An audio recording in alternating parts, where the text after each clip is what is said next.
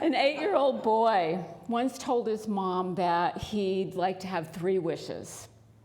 He wanted a new bike, he wanted to make sure his family always stayed together, and he wanted to be invisible. And his mom said, "Well, that's interesting. Why would you want to be invisible?" And he replied, "So I could whisper in your ear, you are not alone." I know, isn't that touching? I share that because 1/3 of the population feels lonely most of the time. We have I just learned this last night too, a swipe right and swipe left culture. Anybody hear that? If you're in the dating world, you might have heard of that. Kevin, my husband, should be glad I didn't hear of it till last night. Because it's on Tinder. And swipe right means, oh, I like what I see, I'm gonna like you. And swipe left means, I don't like what I see, you're deleted. And we're so quick to judge nowadays. We're so quick to decide, I like that, I don't like that. And it's all surfacey. It's not really getting to know the person, especially on the dating apps. Swipe right, swipe left. We've forgotten that relationships take work and effort. They don't just happen. In our culture where everything is, right now, quick, relationships don't work that way. And we can go deeper. There's more to the person than what's on the surface, than what we see on the outside. There's a whole lot more. And we can give someone space to be who they came here to be. Or not. It's up to us. Whether we want to just judge them based on what we see or what we hear and not the reasons why, or we can get deeper. We long to belong, and we're not going to belong with just the surfacey stuff. We're not going to feel that sense of belonging. We're the loneliest we've been as a society, and we have more ways to connect than we ever have. But because we're a swipe left and swipe right culture, we can, with a click, dismiss people, dismiss relationships. It's so easy to click on and click off. Why do we do that? Elizabeth Lesser, in her book Morrow, says this: we relate to each other on the surface because we're afraid if we reveal too much, if we show all our cards, we won't be loved, we won't be accepted, we won't belong. We'll be taken advantage of, we'll be judged and excluded. But that is a supreme misunderstanding. If we only show to each other our surface scars, our defenses, our reactivity, our false intimacies, then that's what we get back. We need to be willing to be vulnerable with each other, if that's what we want back. If we want true connection, we have to be willing to do that. Recent research shows that loneliness was associated with an early risk of death. That loneliness is equivalent to smoking 15 cigarettes a day or obesity. In contrast, people who have a greater social life tend to have a 50% reduced risk of early death. There's reasons for us to be more social, to connect with each other. And that can be a scary thing for those of us that are a little more shy or introverted, to reach out, to connect. We unify in perfect order. When people share an experience, they tend to synchronize their heartbeat. Their heartbeats tend to synchronize, like a single rhythm. Like people listening to music together, or watching a movie together, or being in a sanctuary like this together, or children laughing together, playing together. They synchronize themselves with each other. And good things happen when we do that, when we work together, when we see ourselves as a united front. We belong. We long to belong, and it's safer to travel in groups. Let's show the video.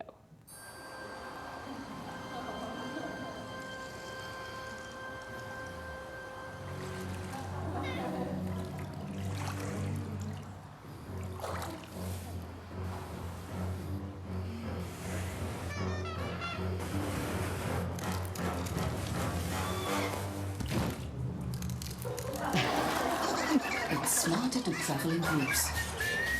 Take the bus.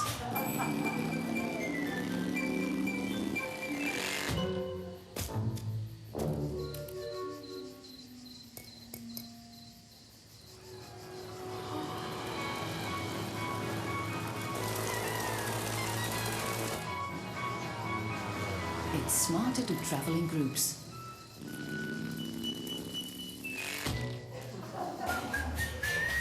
Take the bus.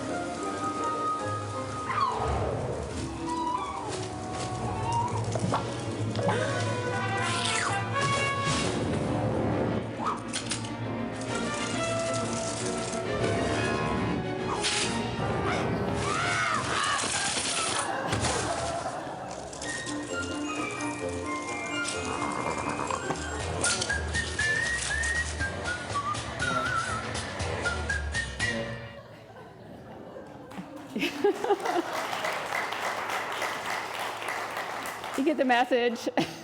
Take the bus, take the bus. So I love that because each one of them shows something that we can do together. The penguins, when we lean into our challenges together, others lean with us, not by judging or by fixing or offering advice, but by working together. It's safer to be in a group. The fireflies, we all have this light within us. But when we bring our lights together, that spark, that divine spark that's within each of us, that unity second principle, it's safer. We light the way for everyone. We come into our own awareness of our divine nature in groups. And then the ants, when we support each other, we're stronger together than we are alone. When two or more are gathered, there I am, right? That's what the words in the Bible say. And metaphysically, that means where two or more Christ-centered thoughts are, there is Christ consciousness.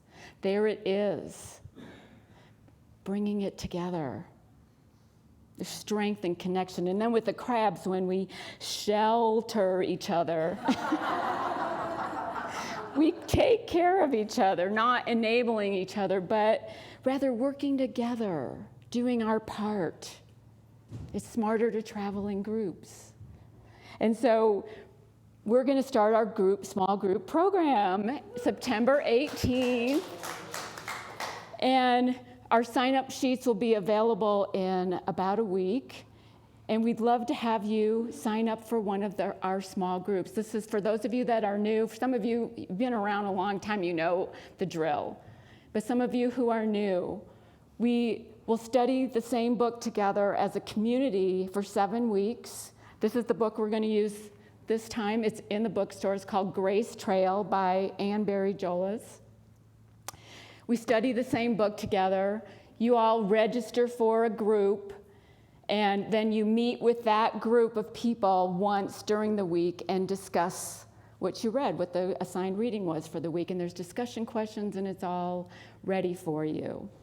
So this is our small group program we do every fall. I hope that you will sign up for it when those sign-up sheets become available. We are looking for a few more facilitators. If you feel like you are someone that can hold sacred space for people and be in that place of facilitating, let Ann know, let me know. We're going to have both in-person meetings and Zoom meetings, so groups, so you can take your pick. We have found that people are not signing up as much. We've heard that some people don't like we used to put all the sign-up sheets out on a table, and some people don't like that we don't have that anymore, so they can't see who's in the group. Well, what happens when you take the bus? You don't know who's going to be on the bus. You just take the bus. It doesn't mean you have to sit right next to them. You take your chances. It's random, but it's not really, is it? Because we sign up for a group, that's our group. That's our people. I love how Parker Palmer talks about in A Hidden Wholeness how we want to show up for groups. In his book, he calls them circles of trust. But we call them small groups, so I changed a couple words in here in this quote. But he says, a small group has no agenda except to help people listen to their own souls and discern their own truth. The group is focused on inward and invisible powers. Its singular purpose is to support the inner journey of each person in the group, to make each soul feel safe enough to show up and speak its truth, to help each person listen to his or her inner teacher. We each have that inner teacher within us. We're not there in these groups to give advice, to have the answers. As a facilitator, you don't have to have any answers. In fact, it's good if you don't. Only for yourself, not for someone else, because God's not whispering in your ear what that person should be doing. So this is how we want to show up for each other. We want to witness for each other in our small groups. And it takes practice. It's not easy because often we want to have a dialogue. We want to have a conversation. But what happens when we just allow people to share their own story, they feel heard, they gain confidence, and they're able to then take that divine self, that beautiful self, out into the world. They don't need any advice from anyone. They don't need any judgment from anyone. They don't need anyone to challenge their perspective. It's theirs. And that's how we show up in groups for people in this program, in this community. If you want to show up for this community in some small group, we'd love to have you do that. Thomas Merton was a Trappist monk and also a civil rights activist. You see, those two things don't seem to go along together, but he really believed in taking the inner journey, in learning from that inner teacher that we all have within us. And then once you learn from that inner teacher, when you hear that guidance and you know what is yours to do and you know who you are, you know your own divine nature, then you take it out to the world. Then you do great work because you're doing it in confidence, you're doing it with strength, you're doing it with your inner power. That's what we're inviting you to do, to create space without judgment. It's so easy to judge, but we can more fully engage with life when we have somebody who can truly hear us and see us. In my own life, I have a spiritual director, which I've mentioned before, and I've been meeting with her for a few years now, and it is the one time, once a month, I meet with her that I feel truly, truly heard.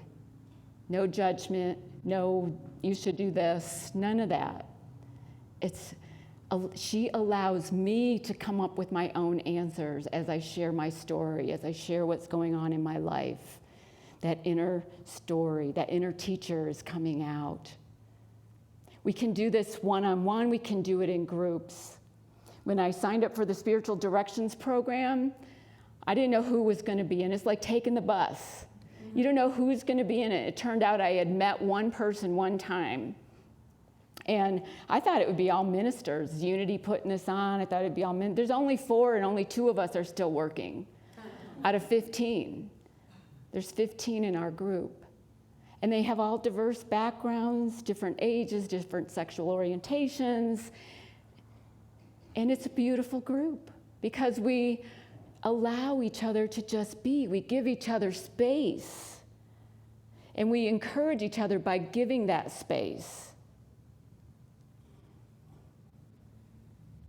We don't dismiss each other because we don't agree. And it can be so easy to do that as well. I've just started reading a book that Bonnie recommended called All for Love by Matt Kahn.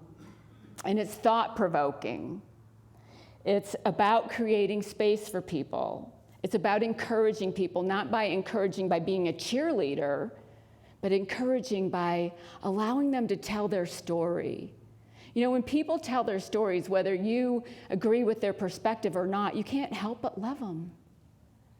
Because everybody here is walking their own journey and has their own challenges. And we just need to give them space to do that. We teach in Unity that we're all one. It doesn't mean we're all the same. We're all different. But we all are struggling in life at times and feeling joyful in life at times. And we need to allow people to have that experience without us pushing our own agenda on it. So with this book, I'm looking at my own life and thinking, where do I encourage people? Where do I allow them to be themselves? Where do I dismiss them immediately because I don't like their perspective? It can be humbling. But I love what Matt Kahn says about this. He talks about the attribute of encouragement. He says, in the attribute of encouragement, you aren't trying to change how anyone thinks. Neither are you working to sway them toward your perspective. Nor do you believe that by hearing their testimony of life, you are less rooted in your own truth. It doesn't take anything away from us by giving people space to be them. It takes practice to do this. It doesn't come easy. We're in this swipe right, swipe left culture. We want to dismiss or agree, dismiss or like them immediately. It takes time. And our groups give you that time, the 7-week program. Reverend Tom Thorpe was one of my teachers when I was going through the ministerial program, and he talked about how the best thing you can do for people is encourage them. That is the number one gift you can give them, that encouragement, that space to be themselves. Just encourage them. There was a study in the University of Wisconsin years ago. It was a group of men who were really talented in their literary talented. I'm not saying that right. They were really good at writing.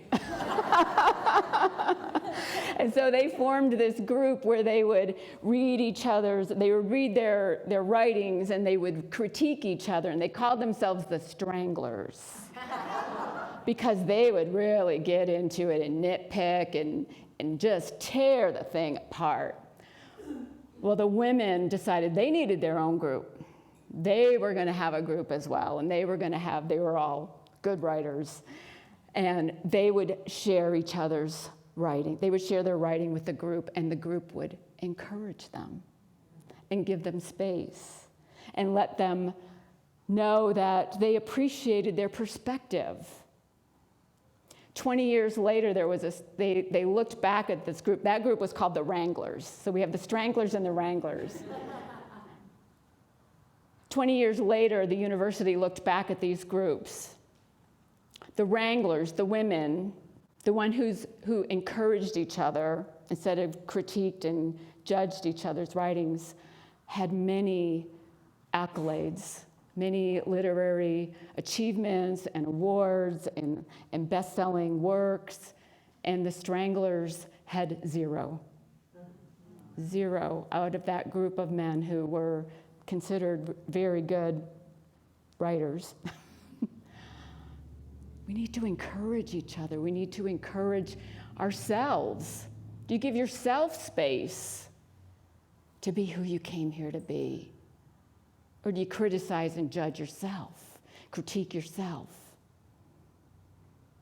I know I'm guilty of that and can be my own worst critic.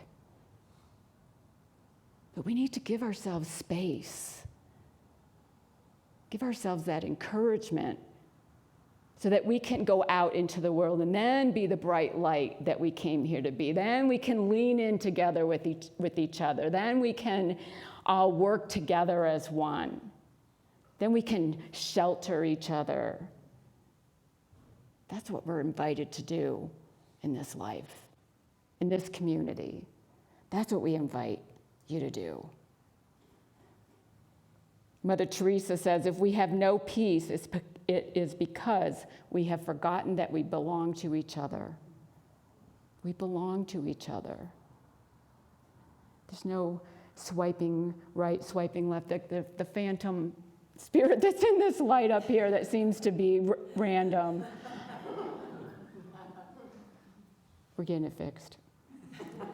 But have you been feeling alone? Have you been feeling lonely or disconnected?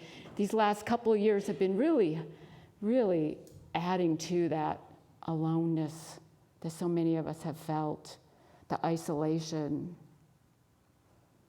We offer many opportunities here to connect, but you have to use that Unity Fifth principle and do it. You have to take action on it. You have to put yourself out there. I know it can be hard. It can be really hard. But the reward of it is great. The joy of it is great. The feeling connected, the love for yourself is worth it if you can do it. It's safer to travel in groups. So consider signing up for one of our small groups or sign up for some of the other things we have going on, because we have lots of ongoing groups here at Columbine. We have a living room conversation coming up. I miss there's Stephanie, coming up in a couple weeks. Lots of opportunities to connect, to be your true self, to know that you belong. You belong to yourself, you belong to Spirit, you belong with us. Namaste.